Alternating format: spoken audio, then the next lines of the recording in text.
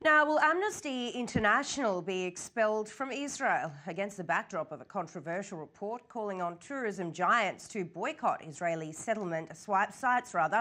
Jerusalem is weighing on a counter-move that would ban the entry and stay of Amnesty International in Israel. i24 News diplomatic correspondent Ellie Hockenberg with the story.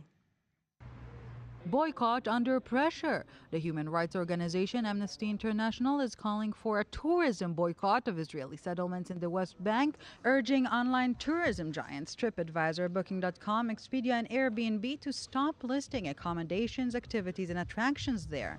In a controversial report titled Destination Occupation, the British NGO said that global tourism companies were profiting from war crimes by listing services in West Bank settlements and in East Jerusalem.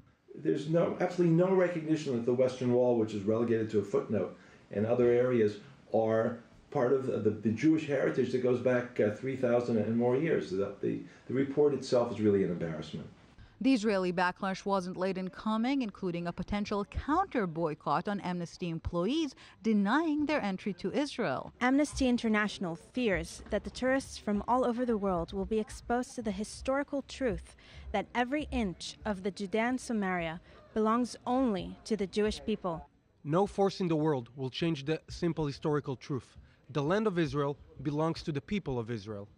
I will not allow harm to the citizens of Israel who live in the West Bank, the Golan Heights and Jerusalem, and will continue to work with our friends around the world in order to thwart the intentions of the boycott organizations and make them pay a price.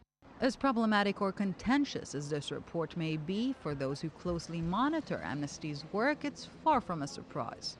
Amnesty's been involved and a leader in the BDS movement from the very first day, and they've been producing these kinds of reports mixed with a very strong element of anti-Semitism, singling out of Israel. All that is part of the Amnesty culture, and this report simply reflects that.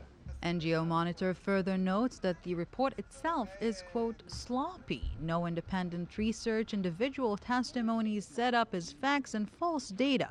Most notably, the report claims 45% of tourism in the Dead Sea is in, quote, occupied territories, while the truth is the vast majority of tourist areas there are in the pre-1967 Israeli borders. It was only last December when Airbnb froze its decision to remove 200 West Bank listings, this following Israeli pressure. But not just that, it was only on Tuesday when Florida advanced a motion to impose economic sanctions on Airbnb, placing it on the state's scrutinized companies list. This is yet another step forward for the strengthening counter-Israeli campaign against BDS that is no longer on the defensive, but rather very much on the offensive.